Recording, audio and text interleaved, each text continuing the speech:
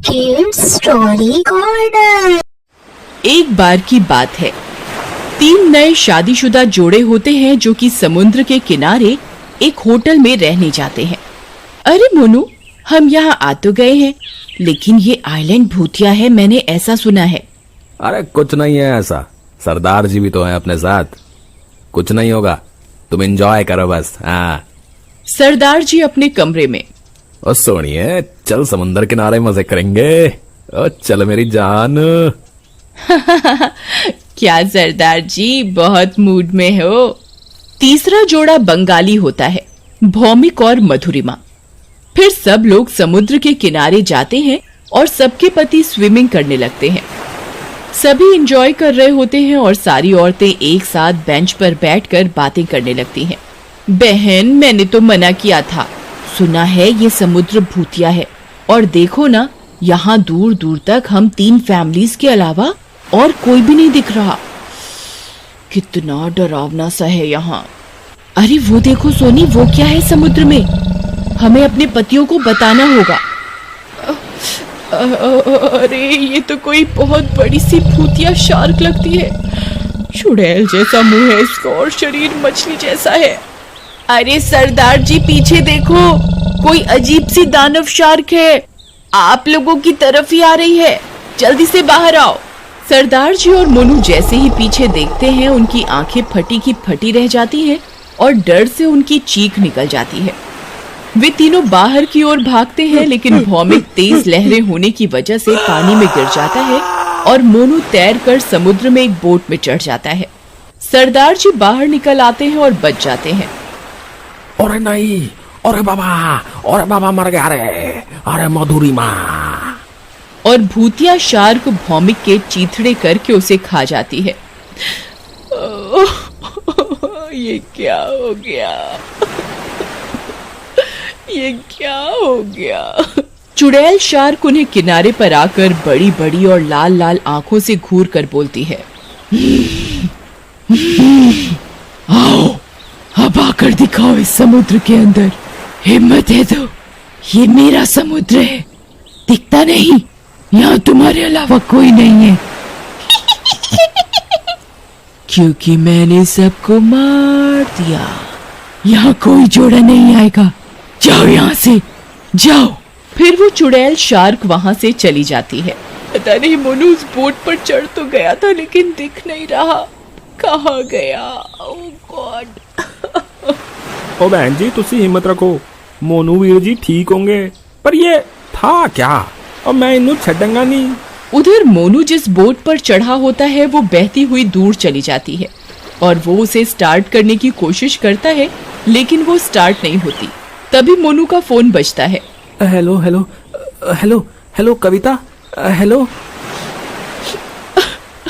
अजी अजी, आप कहाँ हो? बहुत मुश्किल से फोन लगा है आपका। आप ठीक हो ना? कविता, मैं एक बोट पर चढ़ गया था, लेकिन काफी दूर आ गया हूँ। मैं वापस आ रहा हूँ, तुम किनारे पर ही रहना है। हम सब किनारे से थोड़ी दूरी पे खड़े हैं, आप आ जाओ जल्दी। फिर मोनू उन्हें दूर से आता हुआ दिखता है। मोनू, तुम मुझे दिख रहे हो, जल्दी आ जाओ। लेकिन वो चुड़ैल फिर से आ जाती है। अरे पीछे देखो, वो चुड़ैल आ गई। ओ मोनू वीर जी, ओ जल्दी आओ। नहीं नहीं। चुड़ैल शार्क को देखकर उसके तोते उड़ जाते हैं। तुमने मुझे शोर करके फिर से जगा दिया, मैं तुम्हें नहीं छोड़ूंगी।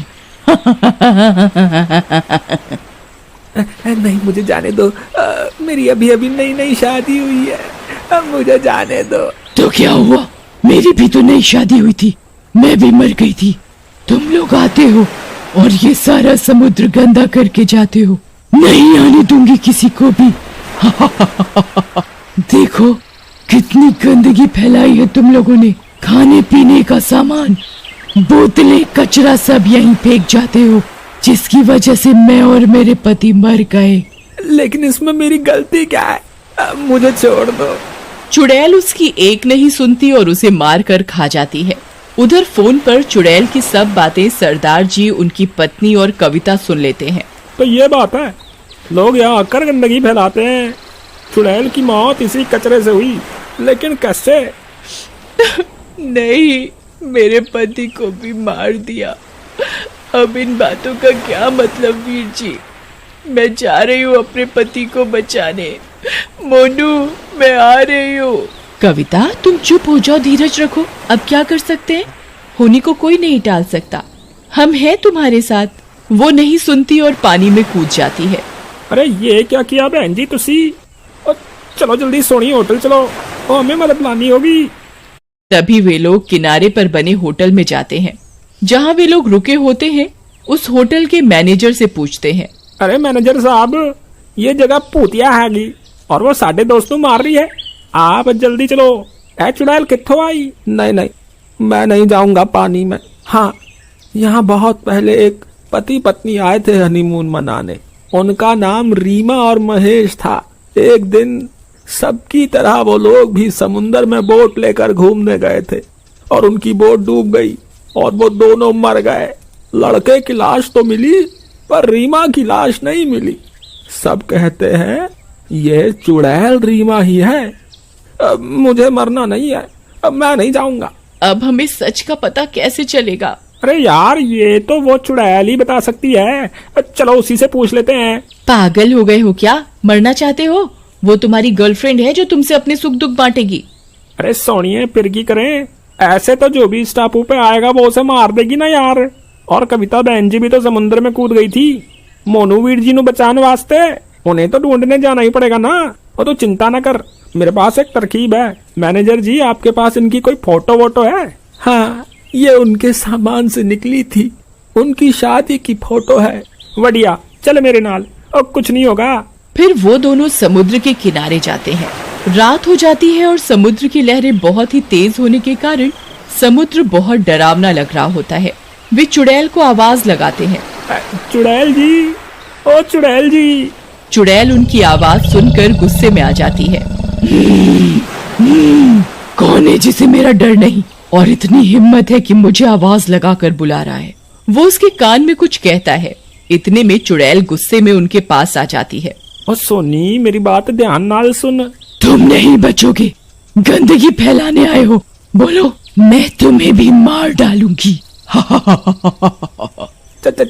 चुड़ैल जी, ये देखो, आपकी शादी का फोटो आपके पति के साथ।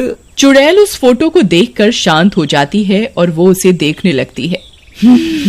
ये मेरे पति हैं, मैं इन्हें बहुत प्यार करती थी। आप दोनों बहुत अच्छे लग रहे हो साथ में। रीमा जी, आप शांत हो जाइए। हम आपको कोई नुकसान नहीं पहुंचाने आए। हम तो आपकी मदद करना चाहते हैं, लेकिन आप यहाँ आने वाले को क्यों मार रही हो? तुमने क्या कहा रीमा? तुमने मेरे नाम से मुझे बुलाया, ये फोटो लाए हो। तुम अच्छे इंसान लगते हो।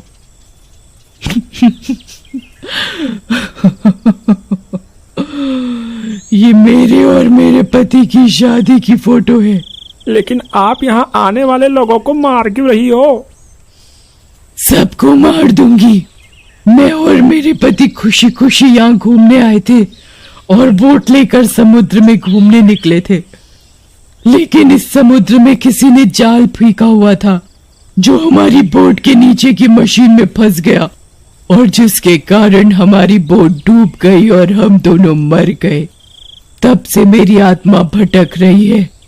मैंने एक शार्क के शरीर पर कब्जा कर लिया ताकि मैं यहाँ आने वालों को मार दूं और इस आइलैंड को गंदा होने से बचा सकूं।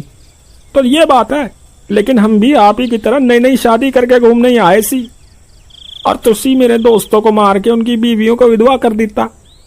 ये भी तो गलत है जी। और मैं आपसे वादा करता हूँ, मैं यहाँ साफ सफाई कराऊंगा और जो भी गंदगी फैलाएगा उसनू मैं कड़ी से कड़ी सजा दिलवाऊंगा। तुसी अब किसी को न मारो। इतने में मधुरिमा समुद्र से निकलकर अधमरी हालत में आती है। वो बहुत रो रही होती है। सोनी उसे पकड़कर दिलासा देती है। उसे देखकर चुड़ैल को अपना समय याद आ जाता है।